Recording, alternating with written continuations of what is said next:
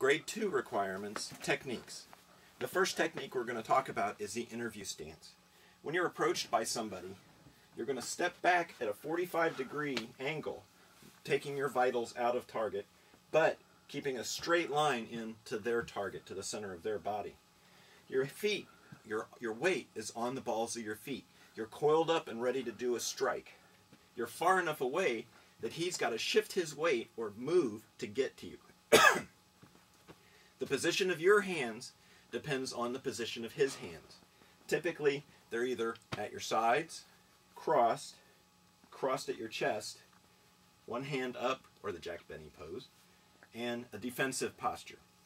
No matter what you do, you want your hands to be above this person's hands. So if his hands are crossed at his waist, you can bring your hands here. If his hands are here, you can bring your hands up here. And the reason you do that is having your hands underneath your opponent makes it harder for you to do anything. If my hands are on top of his, I can do something more quickly, come in with a strike. That's the interview stance.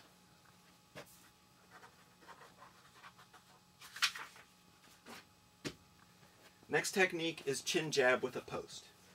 Before, when we did chin jab, we drive our hand up the center line of the body, driving the head backwards. The posting is either reaching around the arm or reaching around the back at the belt level to give a fulcrum to drive the person back. Typically, again, done with a drop step. And the timing on this is you want the post to hit first, the chin jab to hit second, and your foot to hit last, so that all of the energy of your body movement is driven into this person. I'm going to step back into my interview stance.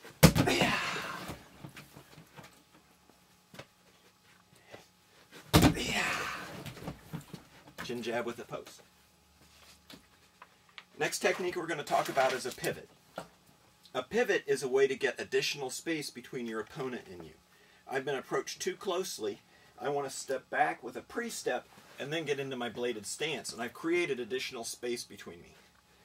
Nice thing is the pivot creates that space. It's also very easy to turn if you have multiple attackers. It's very easy to adjust your position just with that simple pivot. One thing is, if the person's behind you, say we're at an angle, when I do this pivot step, I'm going to do my pre-step and turn as quickly as possible to get my face to him. What I wouldn't want to do is continue my body moving around and keep my back to him longer. I want to get my back as quickly as possible away from him so I can do something. Drop step.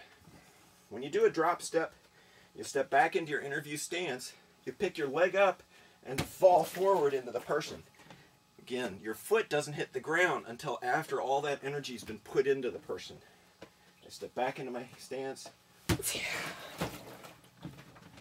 Step back into my stance.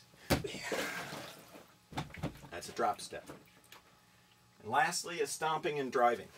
When you're doing stomping and driving, the idea is that you're pushing this person back, keeping them off balance. Stomping, driving, back and forth. Trying to drive them back. Right? Stomp on the feet.